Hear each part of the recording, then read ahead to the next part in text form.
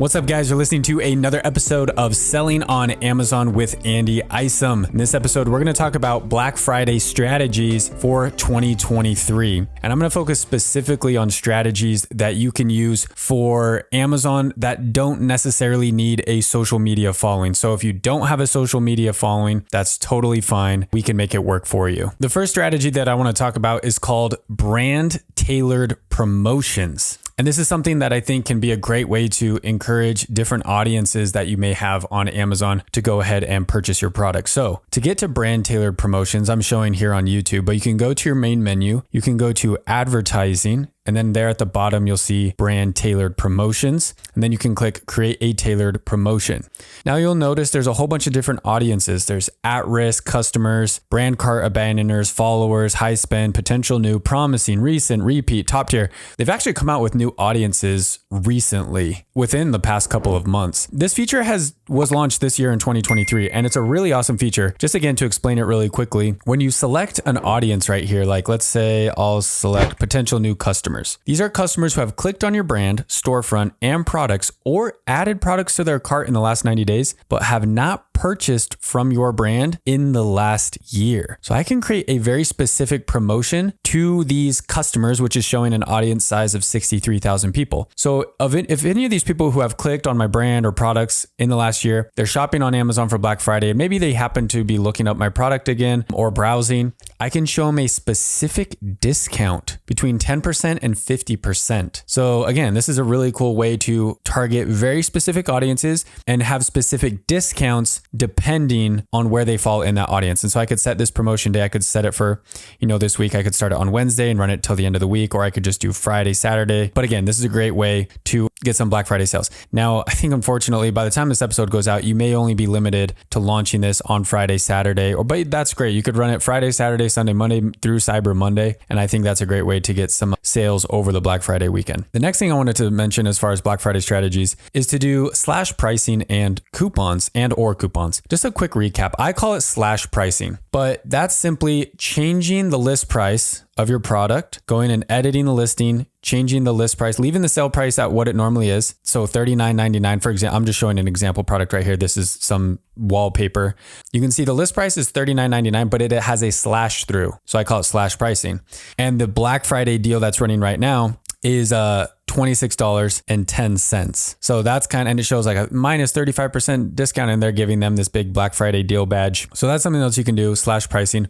Or you could do a coupon. Coupon is just, you'll see the little green box beneath the product listing that says, click here to get an additional 10% off at checkout. So slash pricing, coupons, again, great way to incentivize customers to buy your product. Guys, a lot of people are expecting discounts, right? It's Black Friday, Cyber Monday, this whole week, really moving into next week. People are expecting discounts. So you don't necessarily, have to do discounts, but I would say it's in your best interest if you want to, get sales and not, beat out your competition, to run some sort of discount, slash pricing, coupons, whatever it is. The last two strategies that I just wanted to quickly mention today are actually really related specifically to advertising. The first one I'm going to mention is setting up budget rules. So within your advertising campaign manager, you can click into a campaign like I've clicked in here to a random auto close campaign. And when you click into the campaign, you'll get to this section that says budget rules over on the left. It's under ad group placement, negative targeting. And you can add a budget rule for the specific time period that you're running your Black Friday sales. So whether you're running them from Wednesday through the end of the week or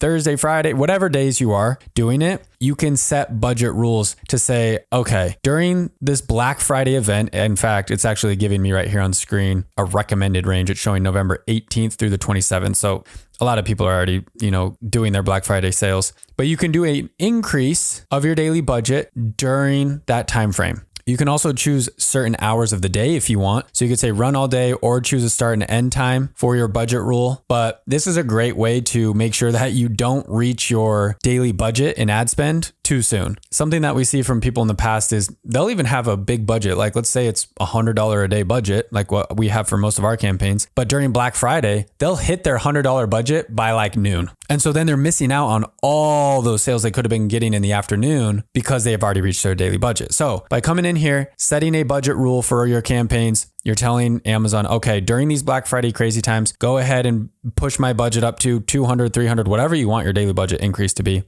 But then again, the nice thing is after that date range ends, it will go back down to what it was previously. So you don't have to go in there and manually change all your budgets back down to their original amount in case, I don't know, you forget or whatever. So budget rules are a nice way to do that for specific date ranges. So that's something I would definitely recommend doing for Black Friday. The last thing I wanted to mention as far as a Black Friday strategy for this year is to run sponsored display ads. Sponsored display ads. The reason why I'm a big fan of sponsored display, especially during Black Friday, is because they get a ton of impressions. Like, let me just search here for sponsored display ads just here in my account. And if I were to sort by impressions, high to low, I've got a display campaign. I've got a bunch of different display campaigns. I've got a display campaign, lifetime, that has 9 million impressions, 24,000 clicks, 9 million. And it has sold $36,945, 35% ACOS. So pretty good ACOS, but it has a ton of impressions and a ton of clicks. So even if a lot of those clicks are not getting sales instantly, right? I'm not converting instantly. At least there's 24,000 people who have clicked on my listing and are now aware of my brand. So I'm building brand awareness.